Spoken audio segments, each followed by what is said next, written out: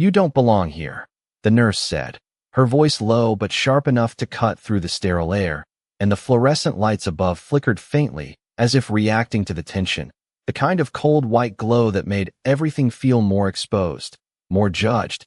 Ava Johnson paused just inside the hospital lobby, her shoes still damp from the morning rain, leaving faint marks across the polished floor. She didn't answer, not because she couldn't, but because she had learned long ago that silence often revealed more than words ever could. Around her the staff moved with practiced urgency, clipboards in hand, badges swinging, eyes scanning past her like she was part of the furniture, invisible unless inconvenient. A second voice chimed in, lighter, amused. "Ma'am, family waiting area is down the hall. You can't just stand here." A soft ripple of laughter followed, not loud, not cruel enough to be called out, just enough to settle under the skin. Ava's fingers tightened slightly. Around the strap of her bag, worn leather, edges softened by time. Her gaze moved calmly across the room, taking in everything. The reception desk with its neatly stacked forms, the digital clock ticking forward second by second, the faint hum of machines behind closed doors. And then it happened. A sudden shift in the air, subtle but undeniable, like pressure building before a storm. A young boy sitting near the waiting chair stiffened, his mother's voice rising in confusion. "Ethan," she called, but he didn't respond. His small frame tensed, his breathing uneven, and for a split second, no one moved. Not the nurses, not the staff who had been so quick to speak just moments ago. Their confidence paused, suspended in uncertainty. Ava saw it instantly, not as chaos, but as a pattern she recognized. Her body moved before permission could even be considered.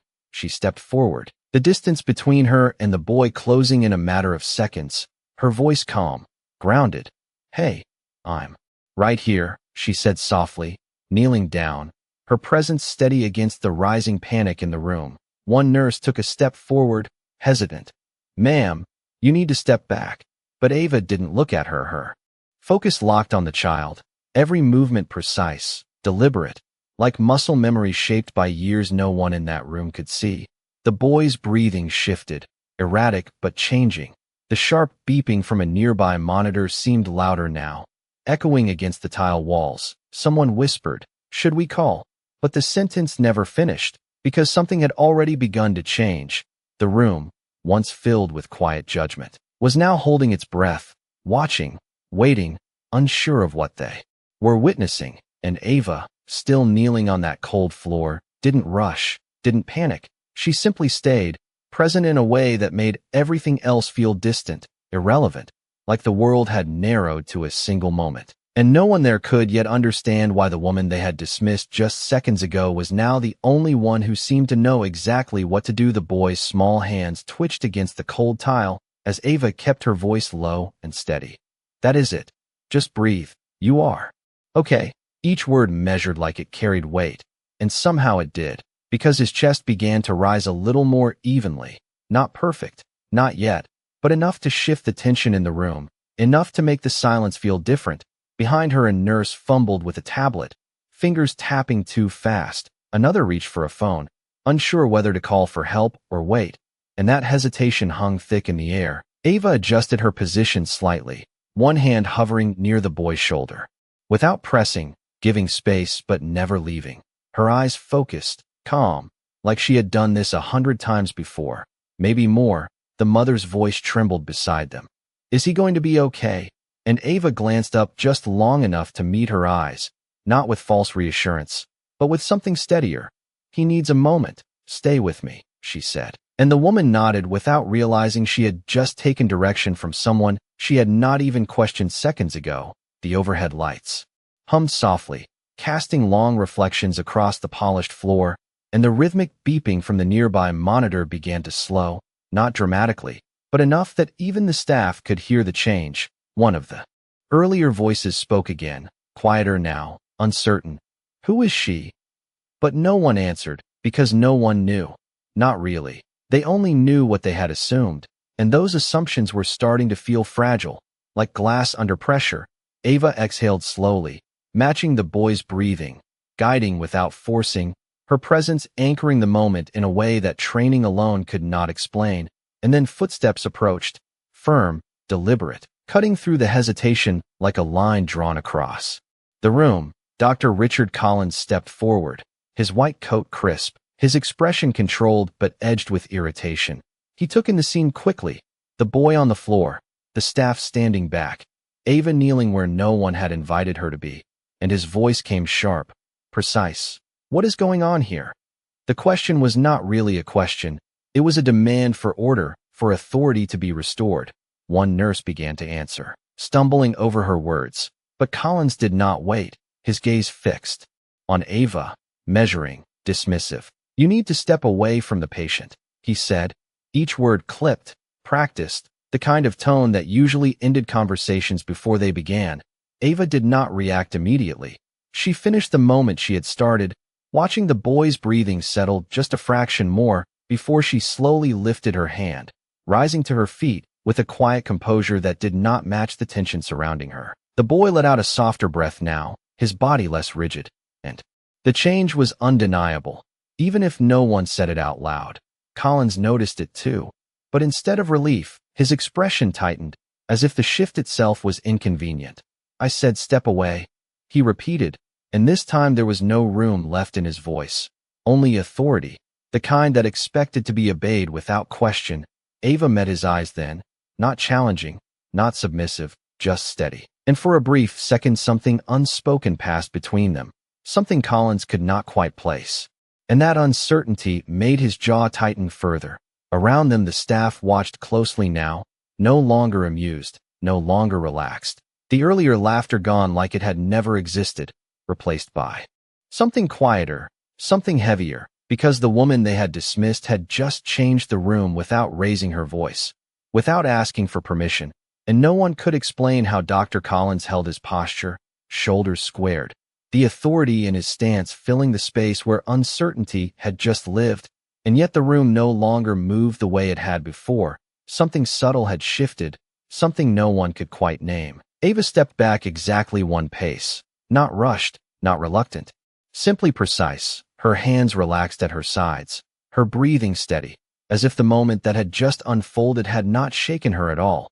The boy on the floor let out another slow breath, his chest rising more evenly now, and his mother dropped to her knees beside him, whispering his name over and over like a quiet prayer. One of the nurses finally moved in with equipment, her motions less confident than usual, glancing once at Ava before focusing back on the child, as if unsure whether to follow protocol or instinct. Collins noticed that glance, and it did not sit well with him. Vitals, he said sharply, reclaiming control with a single word.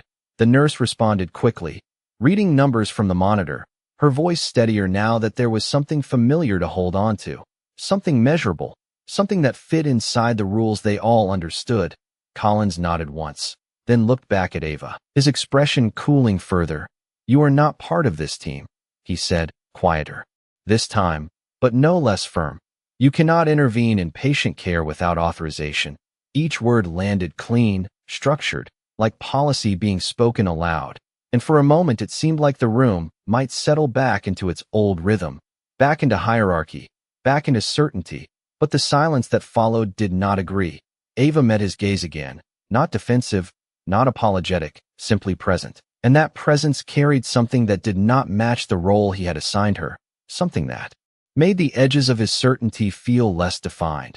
A nurse near the desk shifted her weight, remembering the earlier laughter, the casual dismissal, and now avoiding eye contact entirely. The fluorescent lights buzzed faintly overhead, the digital clock on the wall ticking forward in steady seconds, marking time in a room that felt suspended between what had been assumed and what was now undeniable.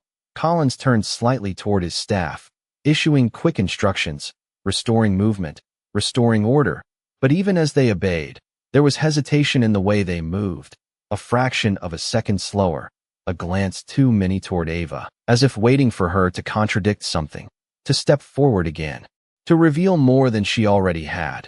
Ava did none of that. She simply adjusted the strap of her bag and stood still, her eyes briefly returning to the boy, confirming what she already knew, that he was stabilizing, that the moment of danger had passed. And then she looked back toward the hallway beyond the reception desk, as if something else was waiting there, something she had not yet addressed. Collins followed her gaze without realizing it, his brow tightening slightly, the feeling creeping. In that this situation was not fully contained, not yet resolved. The sound of distant footsteps echoed faintly from down the corridor, measured, purposeful, not rushed but not casual either, and for reasons he could not explain, Collins felt a flicker of unease, small but persistent, like a question forming without an answer. Behind him the staff continued their tasks, but the earlier confidence was gone, replaced by something quieter, more careful, as if the room itself had learned something. In the last few minutes, Anne was still trying to understand it. Ava did not speak, did not explain, she simply waited. And in that waiting there was a kind of certainty that did not need permission, a kind of calm that did not belong to someone who had wandered in by mistake. And the more Collins tried to place her within the boundaries he understood, the less she seemed to fit, until even he could feel it, the faint but growing realization that whatever role he had assumed for her was about to be proven wrong. The footsteps grew louder, steady against the polished floor, not hurried but carrying a weight that made people move without being told. Conversations softened, monitors seemed quieter.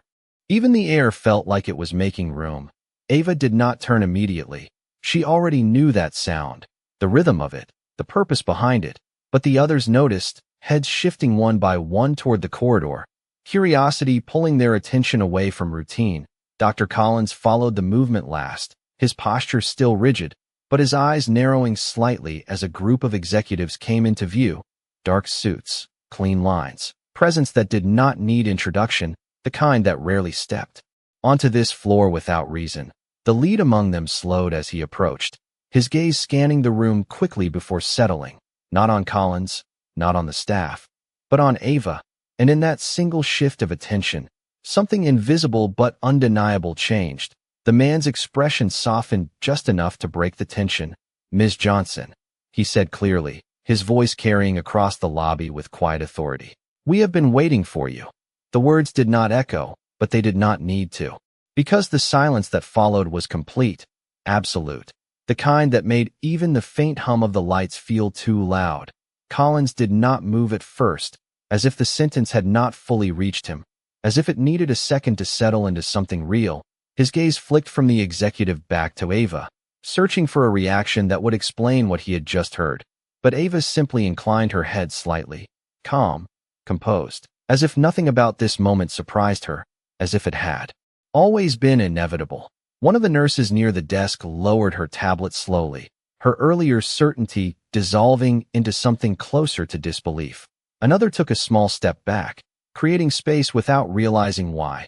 The mother of the boy looked up from where she knelt, her expression shifting from fear to confusion to something else entirely. Because even she could feel it now, the shift in how the room was seeing the woman who had just helped her child.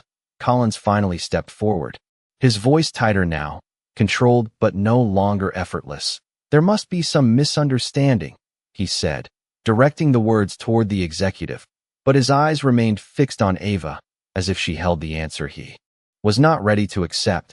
The executive's gaze moved to him briefly, measured, professional, but without deference. "There is no misunderstanding," he replied evenly, then returned his attention to Ava. "The board meeting is scheduled for 9 o'clock, and everyone is already assembled." The statement was simple, factual, but its meaning spread through the room like a quiet shockwave.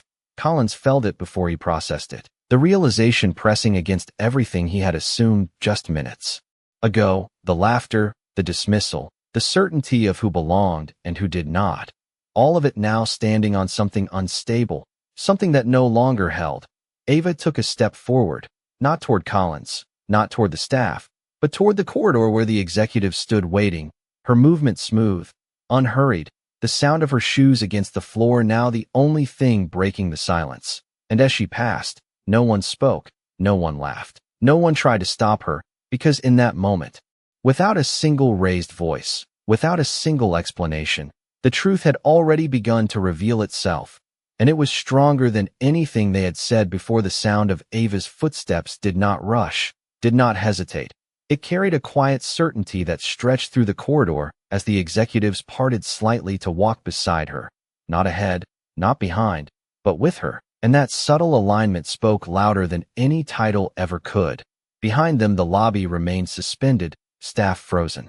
In positions that no longer felt stable, Dr. Collins stood still for a fraction too long before stepping forward, his instincts pulling him to regain control, to correct what felt like a disruption in order. "Ms. Johnson," he called out, his tone sharper now, cutting through the silence as if volume alone could restore balance. Ava stopped, not abruptly, just enough to acknowledge the voice without turning fully, her posture composed, her shoulders relaxed. The executive slowed with her, the moment stretching thin. Collins closed the distance by a few steps, the polished floor reflecting the tension between them. "If you are attending that meeting," he continued, choosing his words carefully, "now, then we should clarify your role here before any further confusion occurs." The sentence sounded formal, controlled, but underneath it carried something else, something closer to unease, because the ground beneath his authority had shifted and he could feel it. Ava turned then, meeting his gaze fully for the first time since the executives arrived, her expression calm, not confrontational, not defensive, just clear. And in that clarity there was no need to rush, no need to explain beyond what was already unfolding. "My role has already been clarified," she said quietly, her voice even, steady enough that it did not need to rise, and the simplicity of it landed heavier than anything louder could have.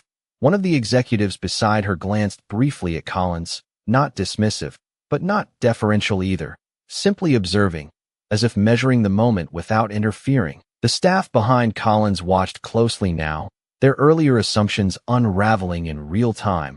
The nurse who had spoken first lowered her gaze completely, unable to meet Ava's eyes, the weight of her earlier words settling in a way she could not ignore. Collins felt the shift ripple through his team, the subtle loss of certainty, the quiet recalibration happening without his permission, and it pressed against him, forcing him to respond. "Patient safety protocols are not optional," he said, holding on to structure, on a policy, onto something that still made sense. "What happened earlier cannot be overlooked." Ava listened without interrupting, her eyes steady, her expression unchanged, and when he finished, she gave the smallest nod, not agreement, not concession, simply acknowledgement. "You are right," she said, and for a moment Collins seemed to regain footing. But then she continued, her tone unchanged. "Patient safety is not optional," and the way she repeated his words shifted them, turned them, placed them in a context he had not intended, because now they no longer sounded like authority, they sounded like responsibility, the kind that could not be selective, the kind that applied to everyone in the room, including him. Silence followed again, thicker this time, more deliberate. The executives remained still, allowing the exchange to settle, allowing its meaning to land fully without interruption. Ava adjusted her bag slightly, the motion small but final, and then she turned back toward the corridor, the direction she had been heading from the beginning. And this time when she moved, there was no attempt to stop her, no voice raised, no laughter, only the quiet recognition that whatever position she held was no longer something to question.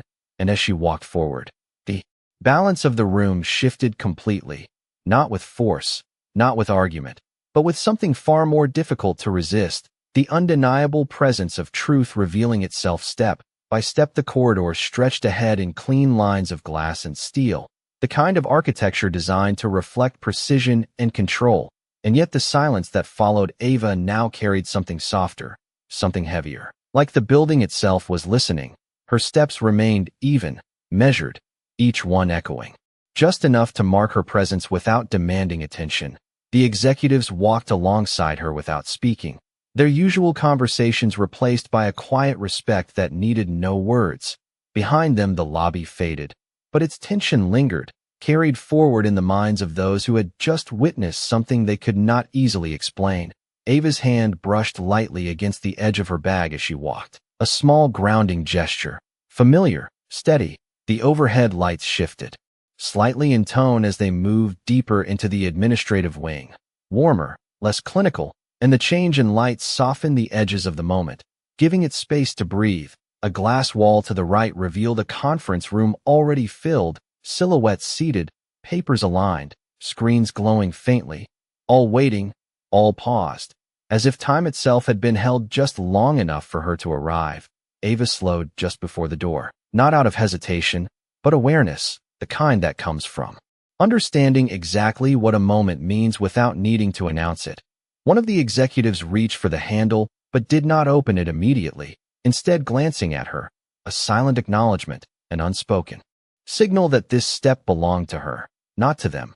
Ava nodded once, subtle, controlled, and in that nod there was no trace of the woman who had been dismissed minutes earlier, no echo of laughter or doubt, only clarity, only presence. She took a quiet breath, not deep, not dramatic, just enough to center, and the faint reflection in the glass caught her for a second, the lines of her face calm, her posture grounded, her eyes focused not on what had happened behind her, but on what lay ahead.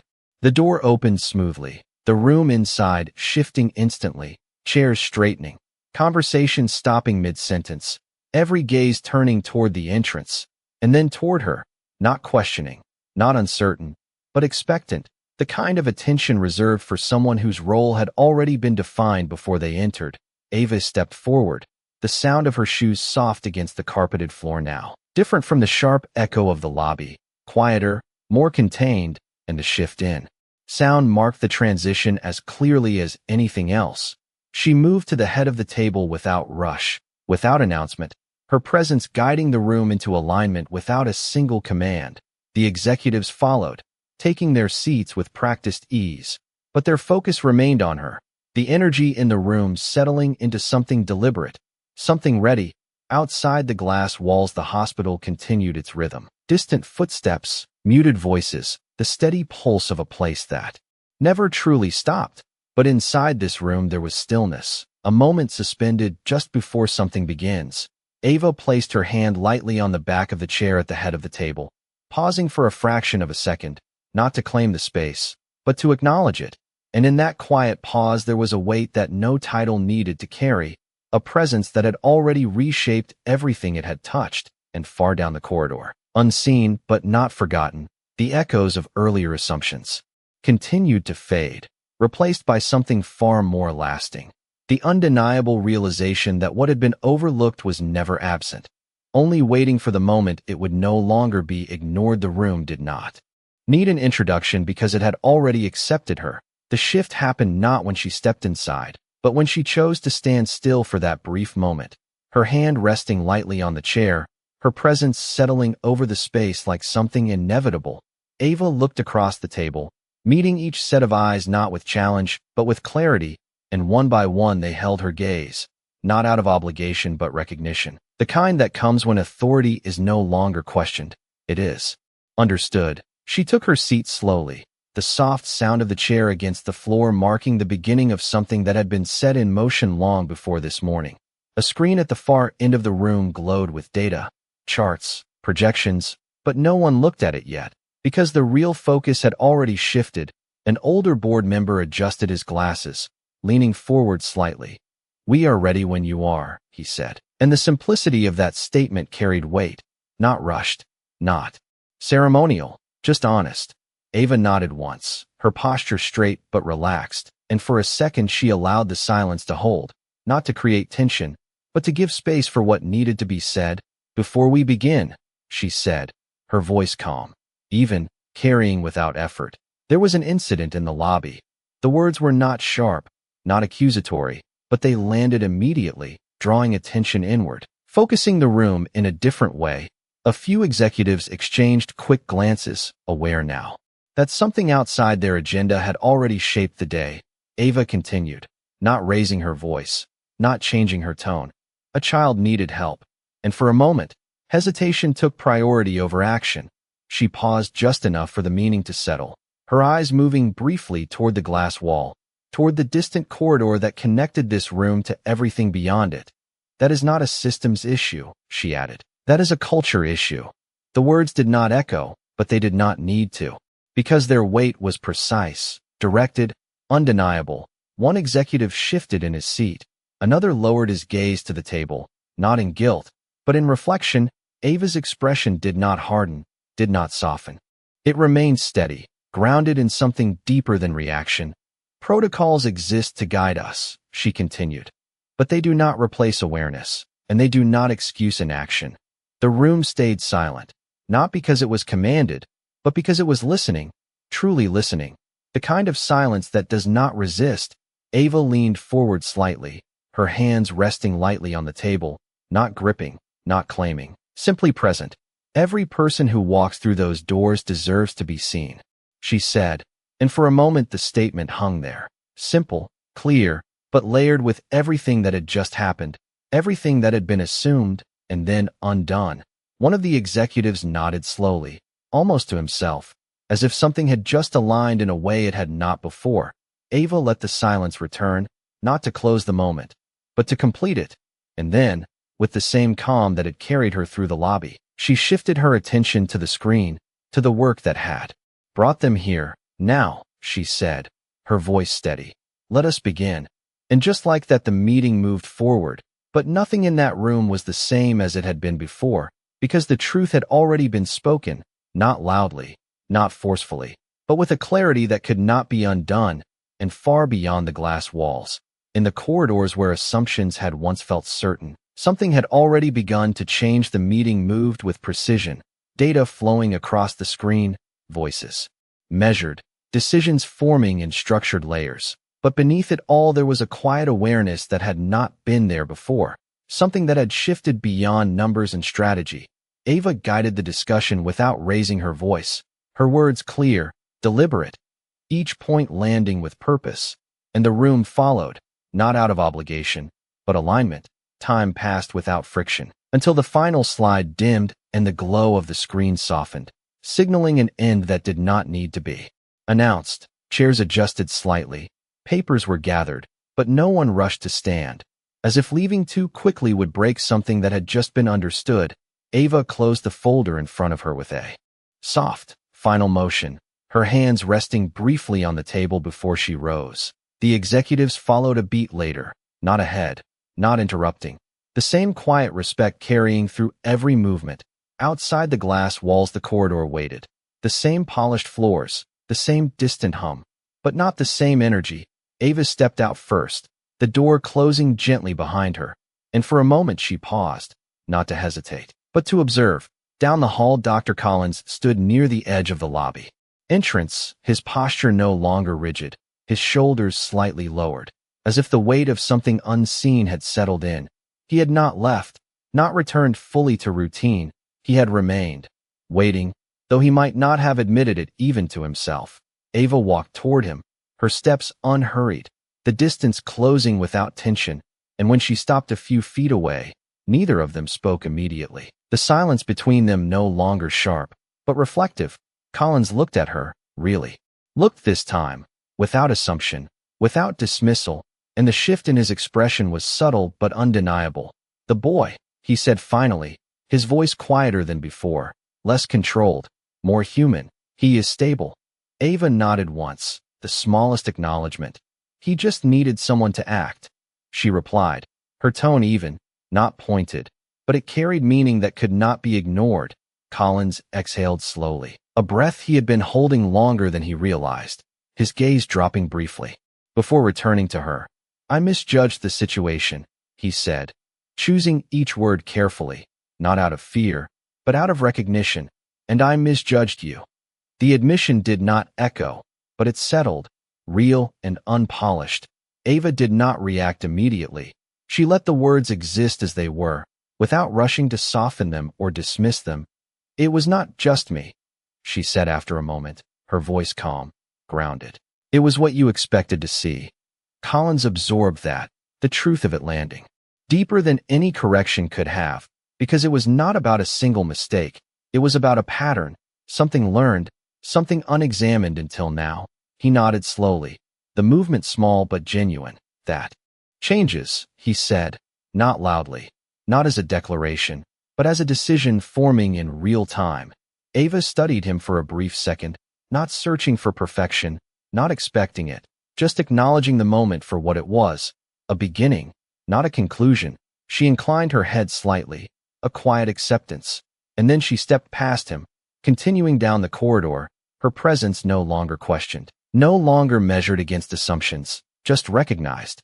And as she moved forward, the space she left behind did not return to what it had been, because something in it had already been rewritten, not through force, not through argument, but through a clarity that had made everything else impossible. To ignore the corridor stretched long and quiet as Ava continued forward, her steps steady against the polished floor, the soft echo following her like a rhythm that no longer needed to prove anything. Behind her, the voices of the hospital resumed, but they sounded different now, lower, more aware, as if every word carried a trace of what had just unfolded.